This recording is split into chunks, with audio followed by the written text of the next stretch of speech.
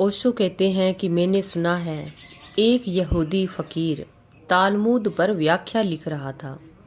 20 सालों से लिख रहा था, भूखा मरता था, लेकिन तालमुद की व्याख्या में लगा था। यहूदियों की गीता।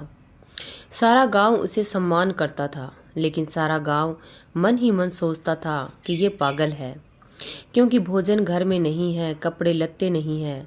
20 साल से वे ही कपड़े पहने हुए हैं।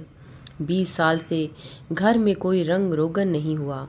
भूखा मरता है, भीख से जीता है, लेकिन बस दिन रात 24 घंटे तालमुद की व्याख्या लिख रहा है, यानी कि यहूदियों की गीता लिख रहा है। आखिर गांव के धनपति ने, जो उसका सम्मान भी करता था और दया भी, उसे बुलाया और एक दिन कहा कि मेरी बात सुनो, अगर तुमने यह तालमुद की व्याख्या लिख भी ली तो क्या मिल जाएगा। उस आदमी ने गौर से इस धनपति को देखा और उसने कहा कि और अगर मैं इसे न लिखूं तो मुझे कुछ मिल जाएगा। तुम कहते हो तालमुद की व्याख्या लिखने पर मुझे क्या मिल जाएगा। मैं तुमसे पूछता हूँ, अगर मैं न लिखूं, इसे छोड़ दूं, तो कुछ पक्का है कि मुझे मिल जाने का।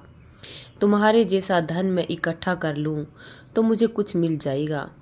कहते हैं धनपति मुसीबत में पड़ गया, क्योंकि धन तो उसने इकट्ठा कर लिया था, मिला कुछ भी नहीं था। और उस ब्राह्मण ने, उस यहूदी फकीर ने कहा, तुम धन इकट्ठा कर लिए हो और तुम्हें कुछ भी नहीं मिला।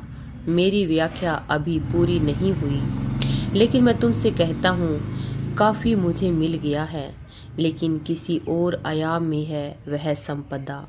मेरी संपदा जो मुझे मिली है वह किसी और आयाम में है, लेकिन जो मुझे मिला है वह तुझे कभी भी नहीं मिल सकता।